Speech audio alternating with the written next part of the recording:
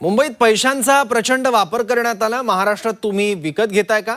उद्धव ठाकरेंचा महायुतीवर आरोप। ठाकरे नाव पुसा, बघा आयुष्यात काय होतंय का?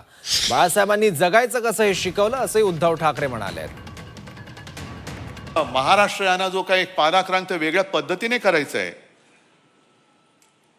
गिळायचं आहे, महाराष्ट्र गिळायचं आहे। आणि आपल्याला आपण ही लढाई कशी दिली?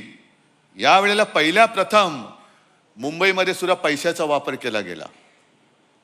अनेक ठिकाणावरून माझ्याकडे ज्या काही तक्रारी आल्या, दार बंद असलं तर दाराच्या खालच्या फटीतनं लिफाफे फेकले गेले, आतमध्ये पैसे भरलेले लिफाफे। विकत घेताय तुम्ही महाराष्ट्र? मत विकत घ्याल, पण मन कसं विकत घ्याल? आणि जी जिवंत मन आहेत ती आज सुद्धा माझ्या भगव्यासोबत, शिवसेना प्रमुखांच्या शिवसेनेसोबत आहेत, हे परत तुम्ही दाखवून दिलेलं आहात।